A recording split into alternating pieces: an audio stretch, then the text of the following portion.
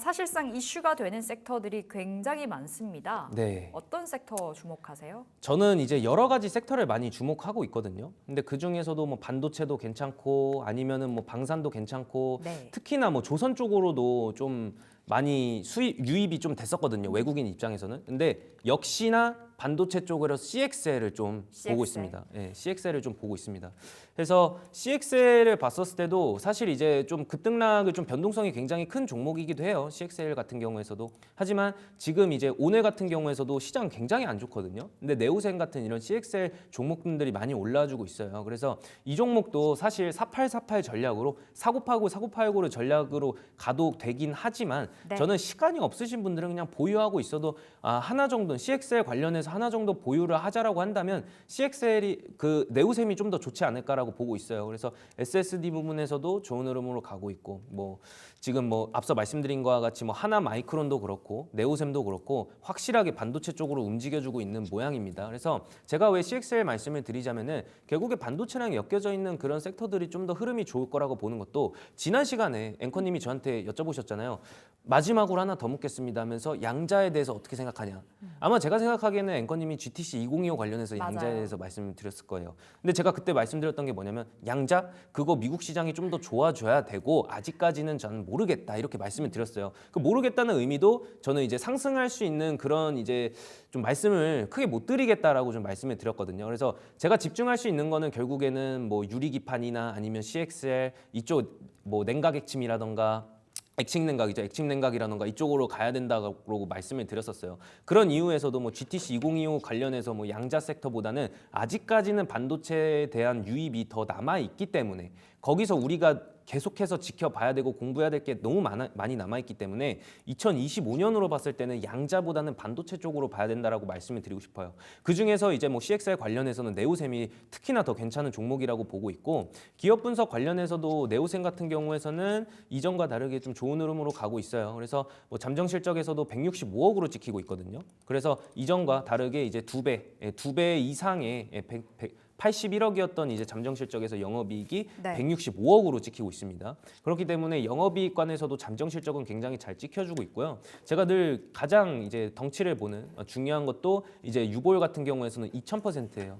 재무제표 봤었을 때도 이런 종목을 좀 봐야 된다라고 말씀드린 것도 400%에서 수렴을 하고 있고 부채 비율은 거의 없다 이겁니다. 그래서 제가 바라보는 기준에서는 이 정도로 좀 말씀을 드리고 싶고 지금 차트상 봤을 때 굉장히 어지럽지 않습니까? 뭐 네. 갭상승에서 시작했다가 좀 우리가 좀 이쁘다 하는 차트보다는 조금은 어지러운, 그러니까 춤을 추고 있는 그런 모양이에요. 그렇지만 여기서 기준봉 이제 뭐 12% 고가까지 갔던 그 종가를 기준으로 삼아 준다라고 한다면 지금 가격이 좀 매력적인 자리지 않을까라고 보고 있습니다. 그래서 이전으로 봤었을 때도 사실 굉장히 많은 매물대가 쌓여 있을 가능성이 높아요. 그래서 여기서 봤을 때도 개파락, 여기서도 뭐 갭상승했다가 떨어지고 이런 종목이 굉장히 많거든요. 근데 네오셈 같은 경우에서는 최근부터 이제 자리를 잡아가는 모양이기 때문에 오후장에서 이제 뭐 네오셈도 나쁘지 않다. CXL 관련해서 봐야 된다라고 한다면 네오셈이 괜찮다라고 말씀드리고 싶습니다. 자, 반도체를 포착하셨고 그 안에서 CXL 재무적으로도 좋은 네오셈 보자. 거의 추천격으로 말씀을 주셨네요. 그리고 네. 두 번째 섹터로 가볼게요. 두 번째는 어디를 보셨을까요? 아무래도 이제 공작 기계나 공장 자동화나 아니면 로봇 로봇. 이쪽으로 보고 있습니다.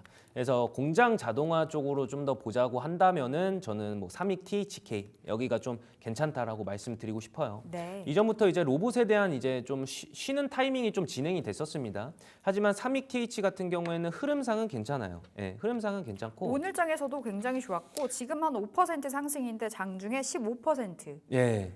그래서 삼익 TH 같은 경우에서 로봇 같은 경우에서도 적자인 기업들이 굉장히 많지만 삼익 TH가 그러니까 적자인 기업들이 굉장히 많은데 이 공장 자동화나 공작 기계 같은 경우에서도 좋은 섹터가 굉장히 많단 말이에요. 네. 그래서 이런 삼익 TH 같은 경우가 그런 경우라고 좀 볼 수가 있겠습니다. 그래서 지금 뭐 영업이익이 굉장히 많이 하락을 했거든요. 그래서 잠정 실적에서는 조금은 이제 안 좋게 찍히긴 하겠지만 그렇다고 해서 우리가 공장 자동화나 공작 기계 로봇으로 봤을 때는 다른 종목보다는 삼익 THK가 또 주가적인 매력으로 좀 더 매력적이지 않을까라고 좀 보고 있어요. 그래서 유볼도 튼튼하긴 하지만 상대적으로 저평가되어 있다라고 좀 말씀을 드리고 싶습니다. 그래서 차트로 한번 가보자면 이전에서도 지금 지지를 해주는 것도 결국에 한 번의 이탈은 있었거든요. 3월 네. 11일 날에. 근데 이날을 제외하고는 지금 오늘 같은 장에서도 4% 상승해주고 있고 지금 이전에 나왔던 기준봉 대비 지지를 해주면서 다시 한번 상승 추세로 돌입하려고 하는 거거든요. 대개 이런 종목들이 제가 앞서 시장 이야기를 해드렸을 때도 이런 이제 뭐 자금에 대한 이탈이 좀 있을 때 그 다음에 이제 외국인들이 사실상 우리나라 시장을 끌어올리지 않고 유입만 계속되고 그리고 달러 인덱스는 이제 내려가고 있는데 원화가 이제 올라가고 있다라고 네. 본다고 한다면 달러가 올라가고 있다라고 본다면 다른 종목군들에서 우리가 생각하지도 못한 그런 종목군들이나 아니면은 이제 뭐 우리가 지금 놓치고 있었던 섹터 중에서 급등이 나올 수 있다라고 말씀을 드렸잖아요. 그중 하나가 저는 삼익 THK라고 보고 있거든요. 그래서 지금 시점에서는 지금 같은 시장에서 이런 종목으로 봐도 나쁘지는 않겠다. 다만 지금 이제 제가 앞서 말씀드린 것과 같이 안정성 지표 같은 경우에는 좀 뒤집어져 있거든요. 그래서 이런 경우에서는 저는 단기적으로 봤으면 좋겠다라고 말씀을 드리고 싶습니다. 알겠습니다. 로봇주 바라보자 삼익 THK 말씀 주셨는데 단기적인 관점에서 가능하다. 재무적인 상황까지 짚어주셨네요. 자, 세 번째 섹터 가볼게요. 세 번째도 있을까요? 세 번째는 이제 조금은 다소 위험한 종목입니다. 그래서 신성장 기업인 신플랫폼, 사물인터넷과 AI로 좀 엮이고 있어요. 네, 어디예요? 신플랫폼입니다. 신플랫폼? 예. 좀 생소하네요. 맞습니다. 오늘 이제 신규 상장이고요. 아, 오늘 상장한 종목이에요? 이제 뭐 여기서 단기 트레이딩을 하시는 분들도 꽤나 계실 것 같아서 네. 이 종목을 좀 설명을 드리고 싶습니다. 저 같은 경우에서는 제가 늘 말씀드렸지만 아침에 이제도 말씀드렸지만 HAB 같은 게 이제 급락이 나올 수 있다. 그다음에 하나 에어로스페이스 같은 게 유상증자를 할 수 있다. HAB 같은 경우에서는 왜 제가 제약바이오를 싫어하나요?라고 제가 말했을 때는 이유가 뭐였냐면은 결국에는 뭐였다? 결국에는 맞습니다. 실적이었다. 그래서 이런 실적에 대해서도 굉장히 안 좋지만 저는 이제 FDA 승인에 대한 이제 거절도 있을 거란 말이죠. 그래서 우리가 기준을 세울 때 애초부터 그런 이제 하이 리스크 하이 리턴을 하지 말자 이거예요. 네. 그냥 안정적으로 가자 이거예요. 그렇기 때문에 수익률은 좀 적을지언정 좀 안정적으로 가자. 그래야지 이 시장에서 살아남을 수 있다. 우리는 중독되지 말자. 이 메시지를 저는 좀 전하고 싶었던 거거든요. 근데 신플랫폼 같은 경우에서도 제가 늘 상한가 스쿨에서도 말씀드리겠지만 신성장 기업이에요. 여기 보시면은 이제 신성장 기업이거든요. 근데 뭐 전일 시가총액은 좀 높을 수 있겠지만 자본금도 좀 높을 수 있겠지만 신성장 기업이란 말이에요. 게다가 자본금도 30억이에요. 이런 거는 셀리버리 같은 경우가 굉장히 많았거든요. 아, 셀리버리. 네, 셀리버리 같은 경우가 많았어요. 물론 셀리버리는 이제 AI 기업은 아니지만 네. 그런 경우가 대다수였다라고 좀 말씀을 드리고 싶습니다. 자, 여기를 보시면은 지금 이제 안정성 지표 한번 같이 보시겠습니다. 자, 안정성 지표가 사실상 지금 200% 뭐 180% 이상으로 이제 평균적으로 가면 굉장히 좋은 흐름이거든요. 하지만 지금 여기를 보시면은 이전에 상장되기 전에는 유동 비율이 굉장히 높았어요. 근데 높았었는데 이때는 뭐 그게 있었겠죠. 뭐 상장에 대한 심사. 근데 이게 딱 끝나자마자 진실을 내놓습니다.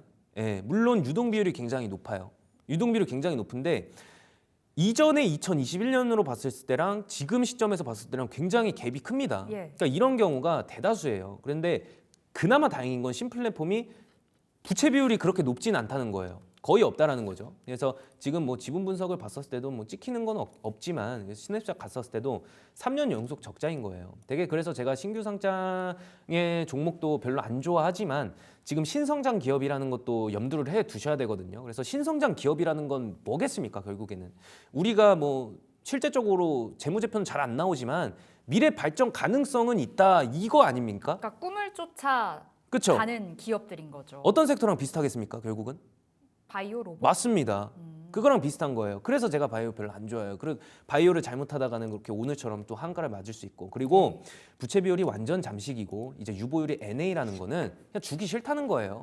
그냥 주기 싫다는 거기 때문에 지금 뭐 완전 잠식에다가 이런 기업을 하다가 좀 큰일 날 수 있다. 이렇게 말씀드리고 싶고 오늘 같은 경우에서도 아침장에서는 뭐 장대 한번 크게 멋있게 네. 뽑아놓고 나서 그냥 하락하고 있는 거예요. 이런 게 대한민국 시장을 진짜 망치고 있다라는 거거든요. 제가 좀 드리고 싶은 말씀도 상한가 스쿨에서도 계속 말씀드렸는데 리스크가 해소됐는데 시장이 눌리고 있는 건 그 리스크가 이유가 아니기 때문이다라고 계속 말씀을 드렸어요. 왜냐하면 이전에 수많은 분들이 얘기를 했던 게 우리가 지금 시점으로부터 과거로 한번 가봅시다. 작년 여름입니다. 그때 이야기가 나왔던 게 뭐죠? 금리 인하가 되면 네. 대선이 끝나면 뭐가 되면 근데 저는 그때 뭐라고 말씀드렸냐면 그래도 안 좋아지는데요. 그래도 안 좋아져요. 금리 인하도 안 좋아져요. 대선 끝나도 안 좋아져요. 가장 중요한 거는 이 신성장 기업과 IPO 기술 특례 상장이 완화가 돼야 우리나라 시장이 괜찮아지는 거거든요. 이러면 외국인들 진짜 안 들어오는 거예요. 이렇게 되고 상장 폐지에 대한 기술이 기본적으로 이제 그 기준이 완화가 된다? 이렇게 된다라고 한다면 무서워서 도망가요. 우리가 앵커님도 저도 외국인이라고 생각해봐요. 들어오고 싶습니까? 아니죠. 아닙니다. 발 빼고 싶죠. 제가 그래서 또 이어서 이야기했던 게 강의 시간에 이야기했던 게 그거예요. 전교 꼴찌가 전학을 가면 평균이 오른다. 네. 그래서 제가 오늘 신플랫폼도 갖고 온 게 제가 예견 하나 하겠습니다. 이거 있잖아요. 최고가 24,000원까지 가려면 한참 걸립니다. 오히려 정말 오래 걸릴 수도 있는 것 중 하나가 신플랫폼이라고 생각하거든요. 네. 그렇기 때문에 좀 더 조심해야 된다라고 좀 말씀을 드리고 싶습니다. 신플랫폼 말씀 주셨는데 원래 앞서서는 뭐 삼익TH 같은 경우에도 그렇고 네오쌤도 뭐 추천격으로 말씀을 주셨어요. 재무적으로도 좋고 차트적으로도 좋다 보니 하지만 신플랫폼은 주의를 해보자라는 관점으로 오늘 짚어봤습니다. 오늘 상장이 된 기업입니다. 코스닥에 들어간 거죠? 맞습니다. 알겠습니다. 신플랫폼 챙겨봤고요. 자, 이제 다음 주 전략 챙겨볼 시간인데 네. 이번 주에 한국 증시의 분위기는 나쁘지 않았습니다. 미국은 별로였고 네. 이제 주말 사이에 또 뭐 여러 이슈들이 나올 테고요. 또 우리는 정치 리스크를 갖고 가고 있는 상황이잖아요. 네. 다음 주의 전략은 좀 보수적으로 챙겨볼까요? 다음 주 같은 경우에서는 이제 제가 말씀드리고 싶은 게 앞서 말씀드린 것과 같이 코스닥 쪽에서는 반등이 일어날 수 있습니다. 반등이 일어날 수 있어요. 왜냐하면은 ADR 이제 73%까지 떨어졌을 때는 그나마 항상 반등이 일어났던 자리였거든요. 근데 거기서까지 이제 더 떨어지고 이전에는 뭐 60%까지 60까지도 떨어진 적이 있어요. 근데 그때도 우리가 예상하지 못했던 그런 일들이 많이 일어났었거든요.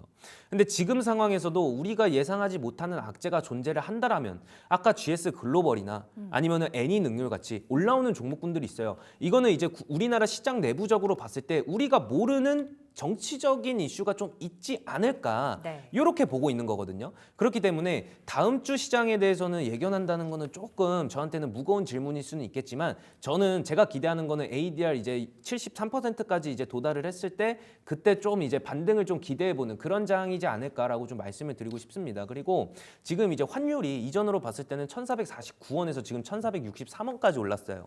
근데 오늘 같은 경우에서도 여길 보시면 개인이 마이너스 4천억이거든요. 순매수 쪽으로 봤을 때. 근데 외국인 쪽에서는 이제 6천억이에요. 네. 근데 여기서 봤었을 때도 사실 외국인이 들어오기 좋은 환경은 맞아요. 왜냐하면 달러 인덱스 내려가고 있고 지금 이제 다른 나라 아시아 증시 쪽에서도 좀 내려가고 있거든요. 근데 우리나라 같은 경우에는 1,463원까지 달러가 치솟았어요. 자, 그렇게 된다라고 하면 제가 계속 말씀드리는 뭐가 있겠죠? 환차익의 부분에서도 어느 정도 외국인 입장에서 매력을 좀 느낄 수 있는 거거든요. 네. 그렇기 때문에 오늘 뭐 연기금에 대해서도 매수 유입이 좀 들어오지만 그 연기금에 대한 매수 유입은 아직까지는 이제 좀 끝났다. 왜냐하면 1분기간에서는 본인들이 이제 추구하는 그런 이제 목표치를 좀 채웠다. 국내 주식 보유량을 좀 채웠다. 2분기를 좀 노려봐야 되는데 지금 연기금 등에서도 좀 약하죠. 그나마 우리나라 시장을 좀 방어해 줄 수 있는 것도 외국인 쪽이에요.